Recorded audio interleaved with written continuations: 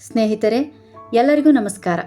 ಇವತ್ತಿನ ನನ್ನ ಪಯಣ ಕೊಪ್ಪಳ ಜಿಲ್ಲೆಯ ಅಗಳಕೇರ ಗ್ರಾಮದಿಂದ ಅಂಜನಾದ್ರಿಗೆ ಹೋಗುವ ಎಡಭಾಗದಲ್ಲಿ ಕಾಣುವಂತಹ ಬೆಟ್ಟದ ಮೇಲಿರುವ ಆಂಜನೇಯ ಸ್ವಾಮಿ ದೇವಾಲಯಕ್ಕೆ.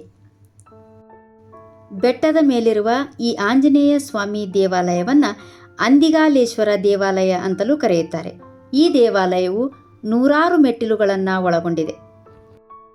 ಪ್ರಸಿದ್ಧವಾದಂತಹ ಹಾಗೂ ಪವಿತ್ರವಾದಂತಹ ಈ ಹನುಮ ದೇವಾಲಯದ ಸುತ್ತಮುತ್ತ ಪ್ರಕೃತಿಯ ಸೌಂದರ್ಯವಿದೆ, ಹಾಗೆ ಅಷ್ಟೇ ಶಾಂತತೆಯೂ ಕೂಡ ಇದೆ.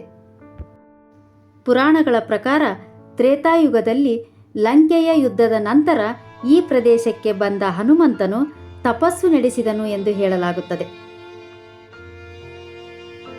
ಶಕ್ತಿ, ಧೈರ್ಯ, ಭಕ್ತಿ ಮತ್ತು ರಕ್ಷಣೆಯ ಸಂಕೇತ ಹನುಮಂತ ಈ ಸ್ಥಳದಲ್ಲಿ ಶಕ್ತಿಯ ಅಭ್ಯಾಸ ಮತ್ತು ಧ್ಯಾನ ಮಾಡಿದ್ದನು ಅಂತ ಕೂಡ ನಂಬಲಾಗುತ್ತದೆ.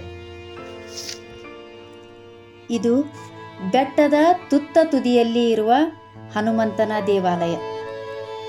ಈ ದೇವಸ್ಥಾನವು ಹಳೆಯ ಕಲ್ಲಿನ ಶೈಲಿಯಲ್ಲಿ ನಿರ್ಮಿತವಾಗಿದೆ. ಈ ದೇವಾಲಯದ ಒಳಗಡೆ ಇರುವಂತಹ ಹನುಮಂತನ ಮೂರ್ತಿಯು ಪುರಾತನ ಶಿಲ್ಪಕಲೆಯ ಸೌಂದರ್ಯವನ್ನು ಹೊಂದಿದೆ. ಇದು ದೇವಾಲಯದ ಸುತ್ತಮುತ್ತಲೂ ಕಾಣುವಂತಹ ಪ್ರಕೃತಿ ಸೌಂದರ್ಯ.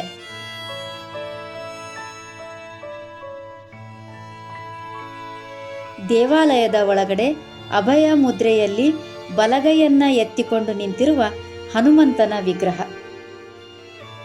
ಈ ವಿಗ್ರಹವು ಕಲ್ಲಿನ ವಿಗ್ರಹವಾಗಿದೆ. ಇದು ಸ್ವಯಂ ಪ್ರಕಾಶಿತ ರೂಪದ ವಿಗ್ರಹ ಅಂತ ಭಕ್ತರು ನಂಬುತ್ತಾರೆ.